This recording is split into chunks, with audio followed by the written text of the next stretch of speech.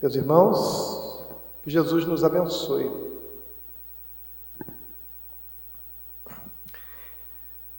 Em meados de 1920, o escritor Coelho Neto, que à época era um dos mais lidos escritores do Brasil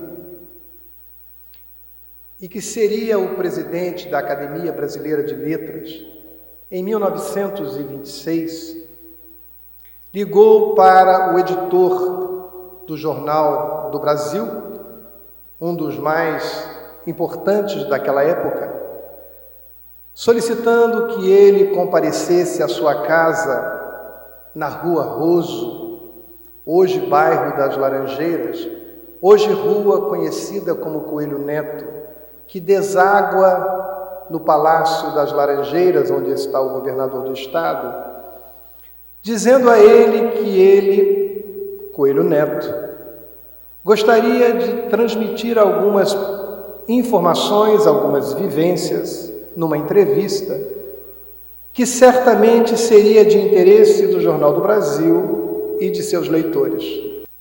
Permitam-me fazer a narrativa pessoal. Como o senhor sabe, minha família foi visitada pela dor da morte. Recentemente, meu genro, casado com Esther, minha filha, veio a falecer.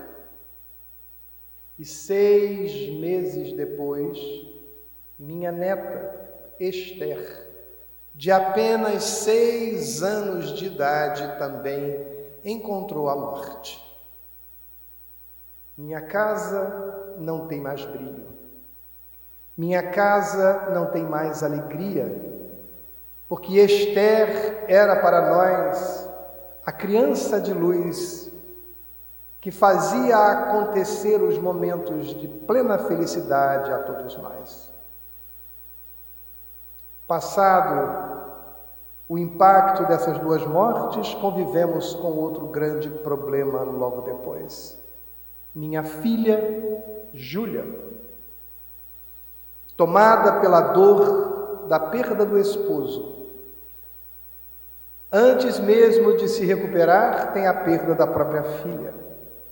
E desta sala onde nós 2 conversamos, o gabinete de estudo de Coelho Neto, ele aponta: posso ver o portão de entrada de nossa casa e todos os dias pela manhã, aconteça o que acontecer na mesma hora, Júlia sai com 2 ramos de flores na direção do cemitério São João Batista para cuidar dos 2 túmulos de seu marido falecido e da filha perdida. Troca-lhe as flores todos os dias. Senta com um para conversar sobre os acontecimentos do dia, das suas dores, fala das suas angústias, fala da sua saudade, fala do buraco que efetivamente não consegue preencher nas suas emoções, para depois chorar sobre o túmulo da filha, imaginando com ela como seria viver se ela não tivesse sido arrebatada pela morte.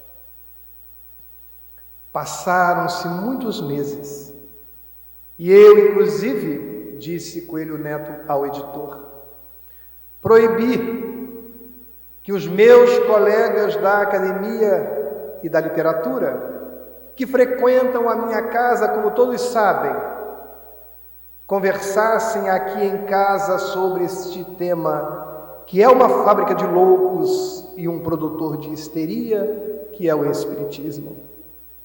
Proibi a Bastos Tigre de falar sobre o assunto.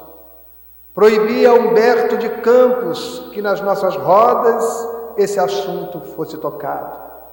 E proibi especialmente a Olavo Bilac, informação interessante, era médium vidente, falasse das suas percepções em torno deste tema. Minha filha secava, até que um dia, recentemente, minha esposa adentrou-se a este gabinete de trabalho transtornada. Estava quase que enlouquecida. Chorava. E entre as lágrimas e os soluços, ela me disse: nossa filha enlouqueceu. A dor da perda roubou-lhe a razão. Precisamos efetivamente fazer alguma coisa para que ela volte à razão e ao bom senso. E eu então lhe perguntei: mulher, conte para mim o que aconteceu. E ela então me disse que havia percebido uma certa melhora no aspecto geral de nossa filha. Ela já não estava tão triste. Iniciava um processo de recuperação da alimentação de qualidade. Já lhe procurava para conversar ao longo do dia. Mas hoje, em especial, ela levou um ramo de flores e não 2 ao cemitério. Ontem. E hoje não compareceu ao cemitério e eu fui lhe perguntar: minha filha, por que não foi você hoje ao cemitério como faz todos os dias? E ela, sorrindo, disse: mamãe,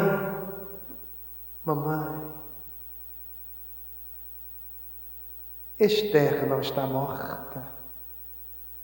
Como assim, minha filha? Como assim? Mamãe, eu tenho falado com Esther ao telefone há alguns dias. Eu ouço o telefone tocar e quando atendo, reconheço a voz daquela que é a luz da minha vida, Esther. E conversamos, mamãe, conversamos. Eu tenho me sentido tão bem. Queria ter te contado isso antes, mas não foi possível. Ah, mamãe, quanta alegria. E a esposa de Coelho Neto, transtornada pelo que parecia ser um ato de loucura extrema, conta ao marido e ele, enfurecido, diz: quem poderá estar realizando trotes com a dor da nossa filha? E combinaram que estariam atentos para que na próxima ligação eles pudessem identificar o horário. E assim foi. Ela se dirigiu ao telefone do saguão da parte de baixo, enquanto do mezanino superior eles podiam observar ela falando e ria. Ela sorria como há muito tempo não fazia. Falava como quem fala para a própria filha e se alegrava. Coelho Neto foi à companhia telefônica logo depois e pediu uma identificação de chamada. Identificou-se, homem conhecido da sociedade carioca, disse assim: quero saber sobre a ligação recebida no meu número particular nesse dia e nessa hora. E a companhia de então lhe disse: senhor, não houve ligação para esse número. Não houve ligação. E então, preocupado, ele diz: minha filha enlouqueceu. Minha filha enlouqueceu. No dia seguinte, quando mais uma vez ela se dirige ao telefone, ele rompe com os pudores éticos de pai e cidadão e diz à esposa: vou à extensão para ouvir se é um trote ou se é manifestação da loucura de nossa filha, para que possamos tratá-la. E com o cuidado necessário, ele retira o fone do gancho e, ao levar ao seu ouvido, reconhece a voz de Esther conversando com Júlia. Era um diálogo que só poderia acontecer entre dois corações que se amavam, falando de assuntos da intimidade de ambas, enquanto a filha lhe dizia da alegria de poder falar com ela, e pedindo que ela, em momento nenhum, voltasse a se entristecer, porque todos estavam bem, cada uma delas de um lado da vida.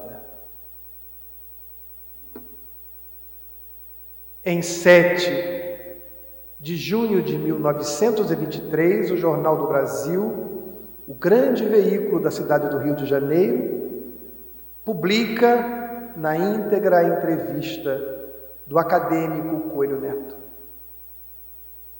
Em 14 de setembro de 1924, no então Abrigo Teresa de Jesus, uma das mais antigas instituições espíritas da cidade do Rio de Janeiro, criada nos primeiros anos da década de 1900, cito a rua Ibituruna 53, no antigo bairro do Engenho Velho, hoje Maracanã, Coelho Neto informa que fará uma grande conferência pública, muito comum àquela época na tarefa da difusão do espiritismo nascente. E nesse dia, ao falar ao grande público atraído pela experiência e pelo valor da produção acadêmica de Coelho Neto, ele publica um opúsculo chamado A Vida Além da Morte, assumindo-se como efetivamente espírita, seguidor do espiritismo, mas dando como testemunha a vivência, a chance, a oportunidade de falar, de ouvir a própria neta, falando pelo aparelho telefônico, e diz: a morte não existe. O caso de Coelho Neto é um caso emblemático, até porque, algumas décadas depois, teríamos um conjunto de obras publicadas no Brasil, em língua portuguesa, de Peter Bander. Os espíritos se comunicam por gravadores, se comunicam por telefone, se comunicam por computador. Clóvis Nunes nos apresentará um conjunto de obras aonde ele retrata a maneira com que os espíritos podem se comunicar com os encarnados, utilizando-se de aparelhos elétricos, eletrônicos, de todo tipo. Mas isso aconteceu no início do século XX. E serve para nós como motivação para algumas reflexões que precisamos fazer em torno da morte. Porque vou relembrar o que disse hoje pela manhã. Nenhum de nós escapará da visita da morte. Logo, o que venhamos a fazer para melhor nos prepararmos para o grande encontro, melhor para nós. O quanto fujamos desta verdade, pior para nós. O quanto neguemos a existência desse fenômeno natural, pior para nós. O quanto nos angustiemos porque a cada dia que passa é um dia a menos de vida orgânica. Assim pensam os pessimistas. Ao final da noite, ele fecha aquele dia dizendo: meu Deus, menos um dia de vida. Mas aqueles que acreditam na imortalidade da alma e que a vida orgânica é, na verdade, uma grande passagem, é uma escola de aprendizado, é uma maneira de aprendermos a nos relacionar com os outros e conosco mesmo.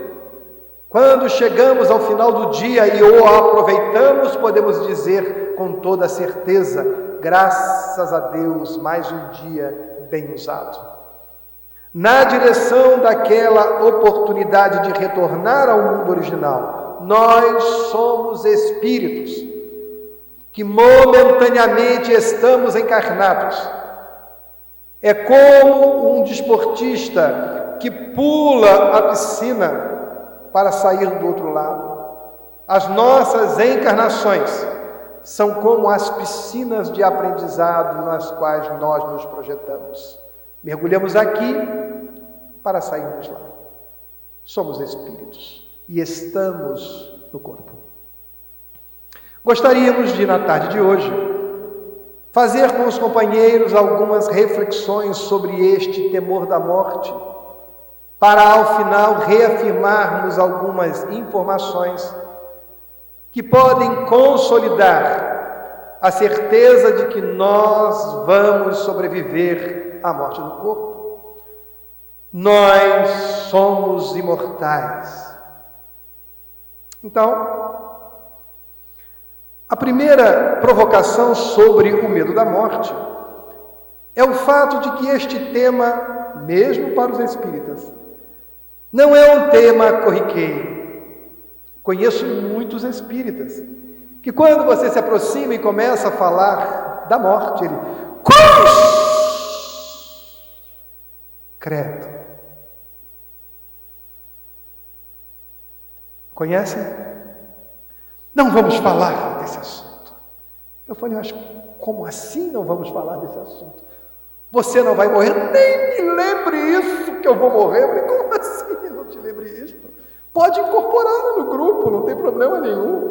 Segunda-feira estamos lá, você bate na porta, entra e vai pegando, não tem problema. Você é de casa?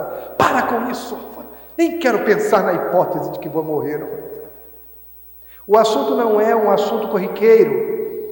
O assunto não se torna normal. O assunto não entra nas atividades corriqueiras que preparam as crianças e as pessoas para um evento que é efetivamente verdadeiro. Nós morreremos. Nossos pais morrerão. Nossos afetos morrerão. Nossos filhos, se a ordem natural das coisas acontecer, também estão sujeitos a isso. Então, por que este assunto é um assunto que tanto nos assusta, se ele é inevitável?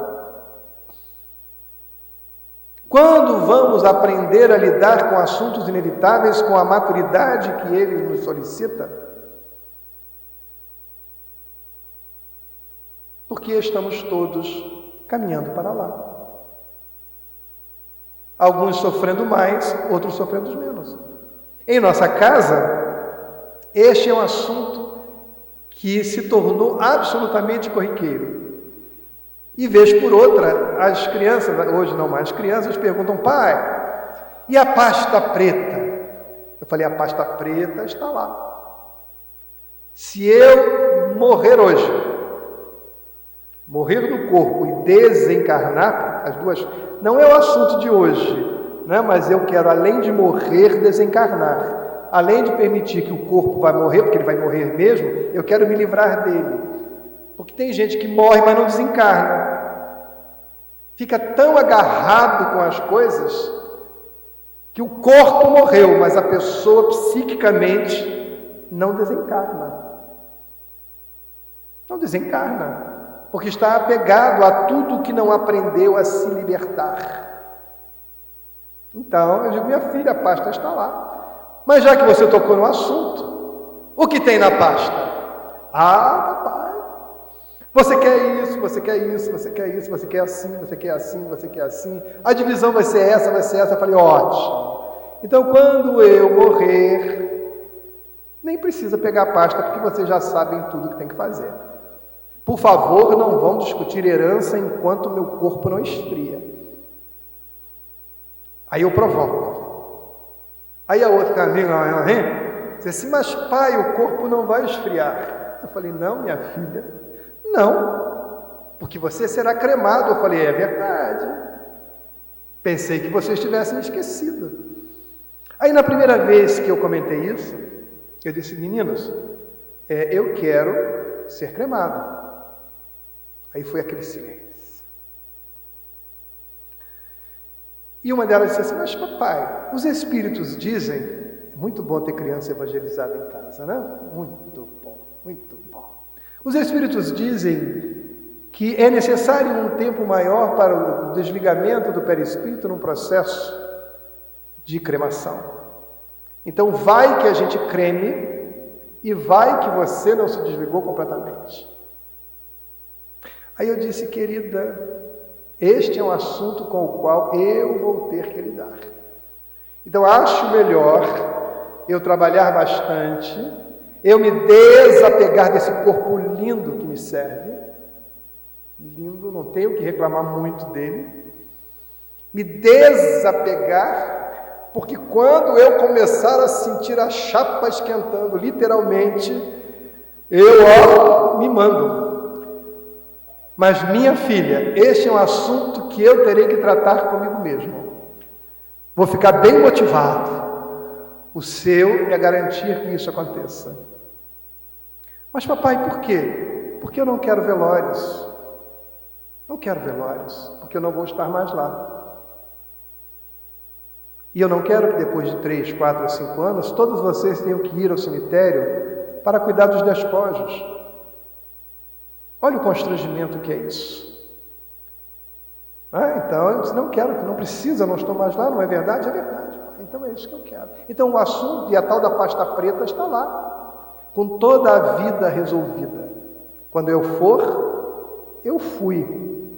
Porque a vida está completamente resolvida. Completamente.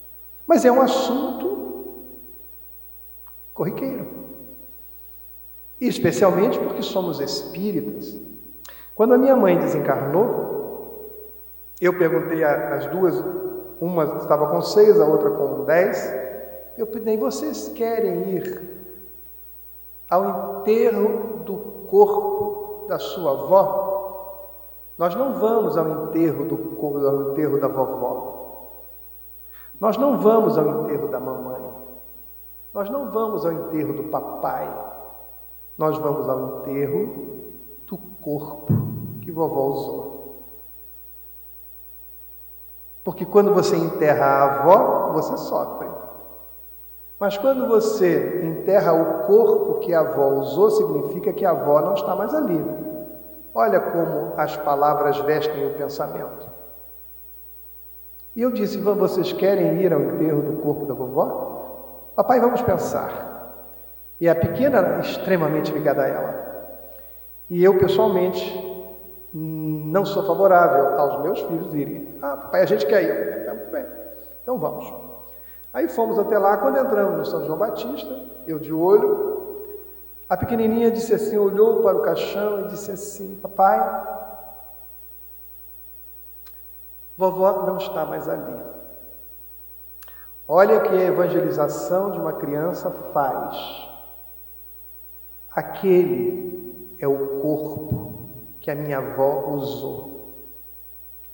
A avó que eu amo não está mais lá. A avó que eu amo não está mais lá. Então eu disse para comigo mesmo, posso desencarnar, porque já cumpriu o meu papel de introduzir o mais importante e o mais próximo dos princípios espíritas, que é o da imortalidade da alma.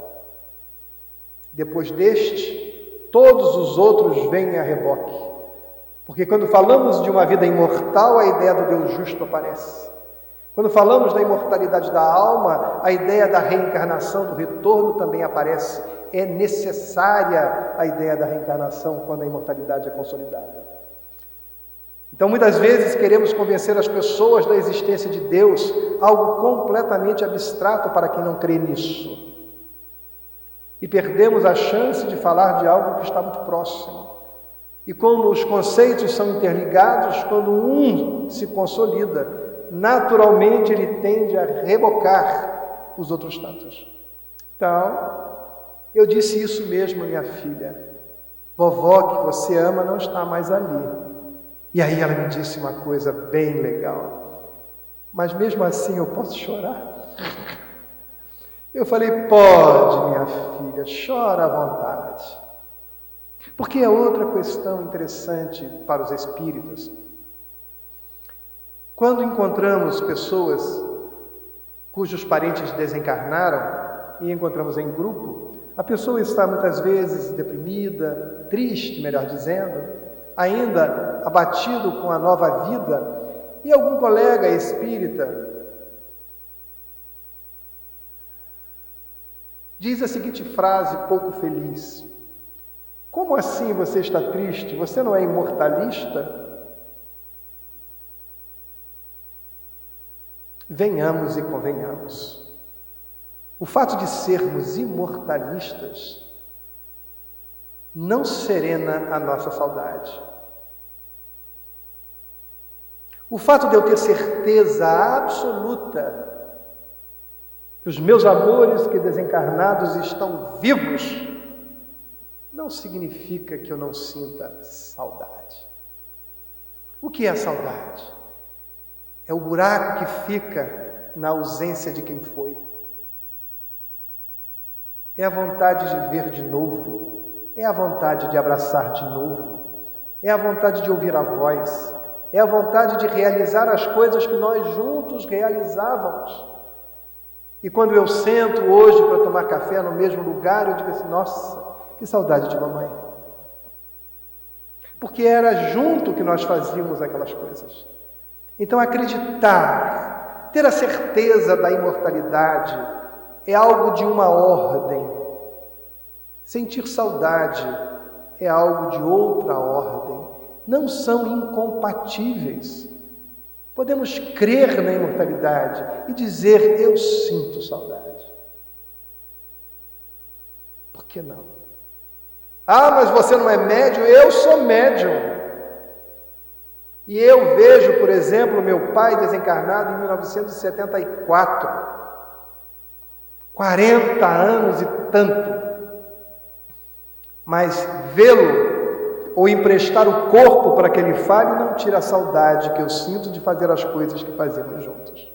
São coisas de ordens diferentes, que os espíritas precisam refletir. Então, a morte precisa fazer parte das nossas conversas. Em nome da educação da vida, precisamos educar-nos para a morte. Para que quando ela chegue, efetivamente nós estejamos desapegados para fazer uma difícil viagem de forma mais fácil. Então, falar da morte é um exercício de aproximação com o assunto que todos nós viveremos. Não só a nossa morte, como a morte do outro. E quando falo isso para os meus filhos, eu os estou preparando para a minha morte. É parte da educação. Sem considerar o fato de que hoje as pessoas morrem nos hospitais. As pessoas morrem isoladas. Então temos medo de morrer muitas vezes, porque sabemos que a prática atual é morrer isoladamente. Talvez fôssemos melhor envolvidos se o momento da nossa morte pudesse ser entre aqueles que nos amam. Mas a grande questão é se aqueles que nos amam estarão equilibrados o bastante para compartilhar conosco de forma equilibrada desse momento tão difícil. E voltamos ao processo natural e necessário da educação para a morte. A outra discussão é o para onde vamos. O para onde vamos? Para onde vamos? Ah, mas eu sou espírita, mas alto lá. Sou espírita e eu não falo mais de céu e inferno, mas eu falo de culpa, eu falo de débitos, eu falo de karma e eu falo de umbral em nosso lar. Então, na verdade, quando nós fizemos a grande transição das igrejas, das religiões tradicionais para o movimento espírita, efetivamente, precisamos saber se mudamos os arquétipos. Porque eu falava céu e inferno, hoje eu falo nosso lar e umbral. E se eu arrastei esses dois significados para o entendimento espírita, na figuração, pode ser que eu tenha também arrastado o significado maior deles próprios, onde eu vou sofrer no umbral e aonde eu serei eternamente abençoado em nosso lar. Então precisamos ressignificar o que entendemos de vida após a morte, para que não sejamos escravos dessas concepções milenárias. E de onde vêm essas concepções? São concepções construídas pelos homens. Não são concepções religiosas originais.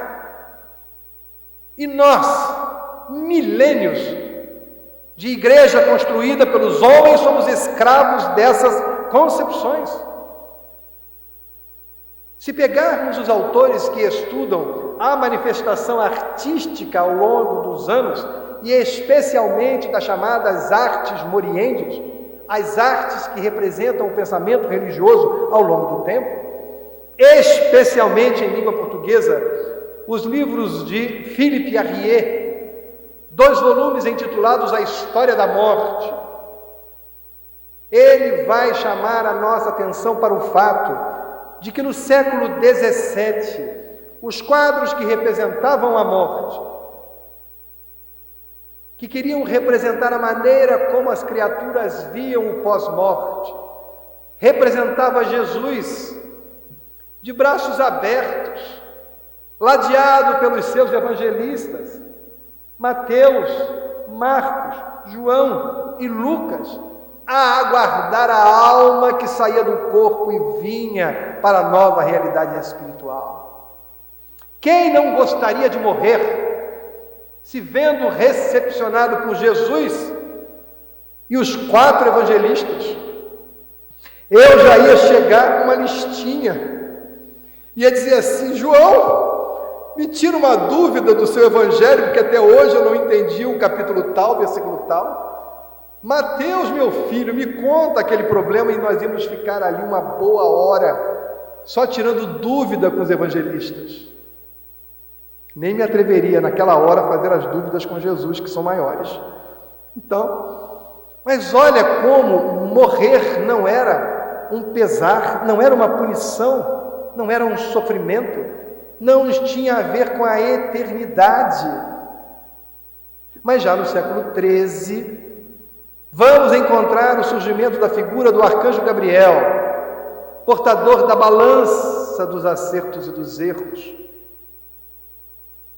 a escolher quem vai para um lado e quem vai para outro, de acordo com os acertos e os erros. É óbvio que ainda estamos distantes do juízo final, mas estamos no momento de primeira avaliação. Aí eu já não quero morrer, porque vai que Gabriel me escolhe e me manda para a direita. E os quadros antigos mostram um subindo lá no fundo e o outro descendo lá no fundo. E quando vamos caminhando para as artes morientes do século XVIII, do século XIX, vamos encontrar uma figura, uns quadros muito conhecidos nossos, em que o moribundo, prestes a morrer na cama, cercado pelos seus familiares, aquelas camas antigas com dossel, aos seus pés está um grande livro lacrado, é o livro da sua vida, e de um lado está Deus com os seus anjos e o diabo com os seus seguidores, esperando para que no momento da morte se saque o lacre do livro e a leitura do livro diga se aquela alma que está acabando de morrer será entregue a Deus ou será entregue ao diabo. Passamos então, desde o momento em que foi introduzido pelos homens a ideia do juízo final na proximidade da morte, a temer a morte. Antes, morrer era uma coisa, o juízo final era outra.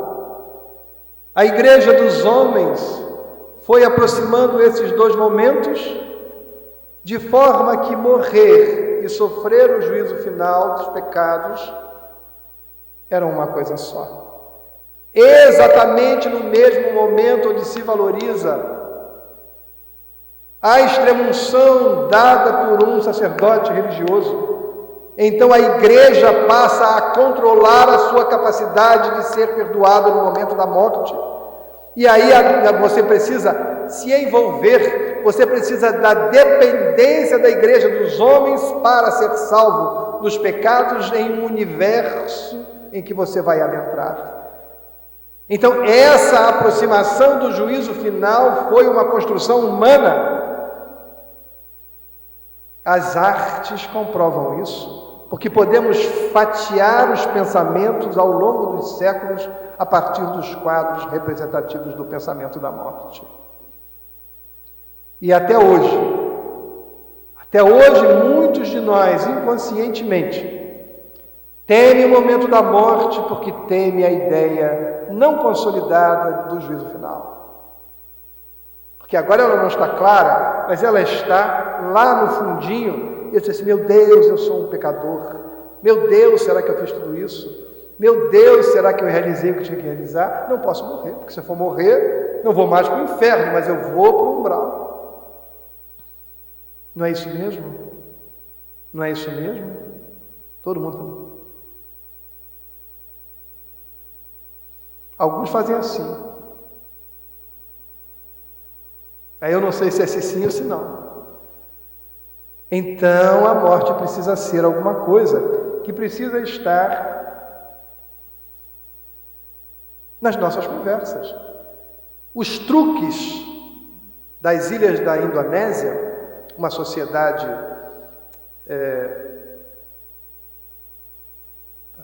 em tempos de...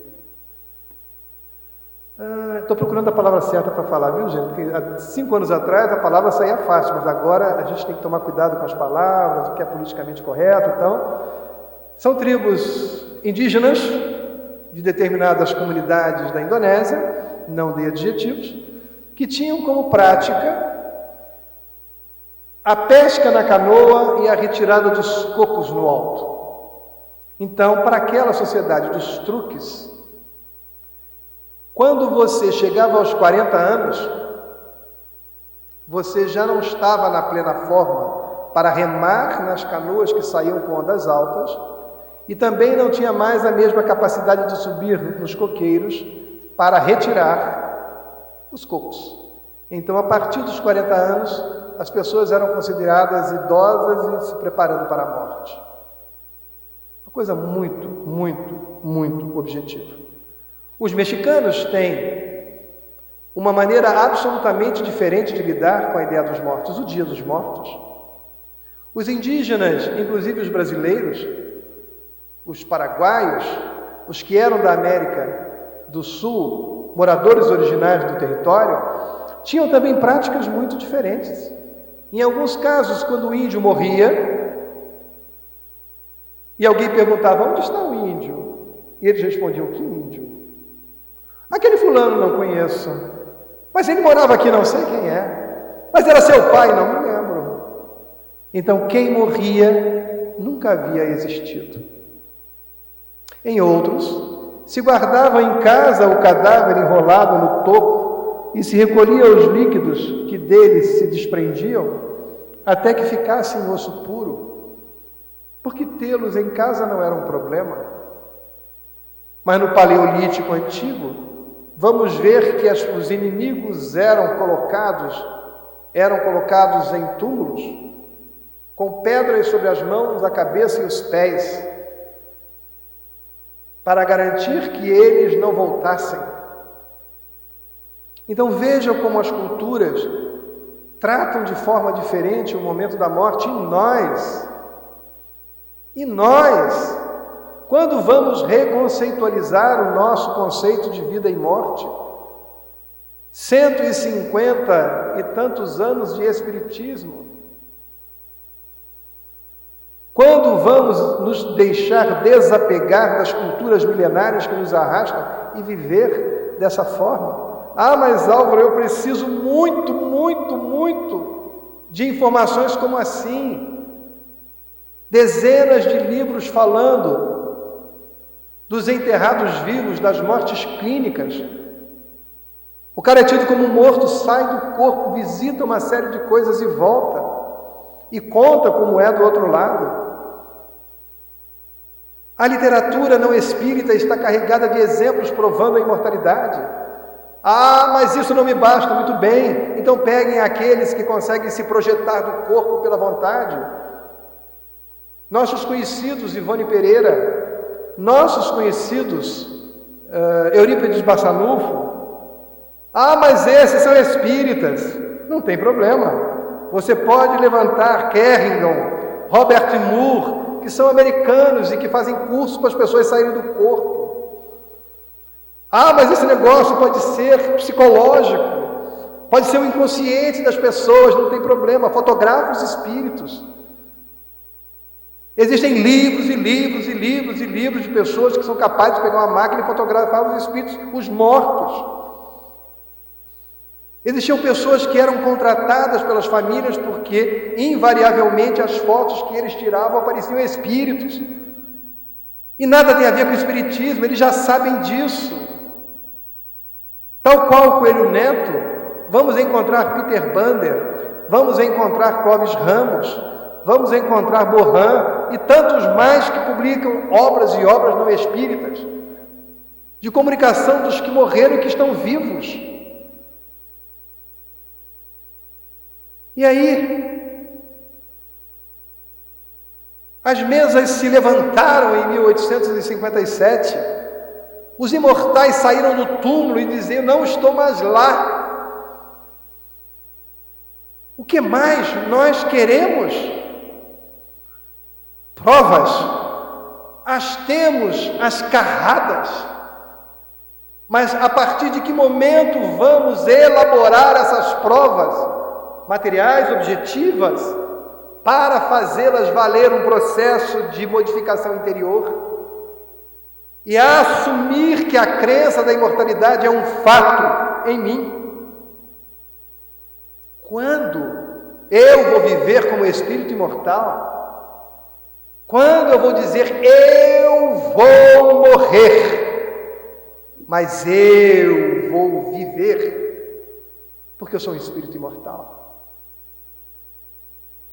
Dizem que as bem-aventuranças estão nos capítulos 5, 6 e 7 de Mateus, e na verdade grande parte delas está lá. Mas há uma bem-aventurança que está em outro ponto do Evangelho e que é prudente de nós convidarmos os senhores a refletir.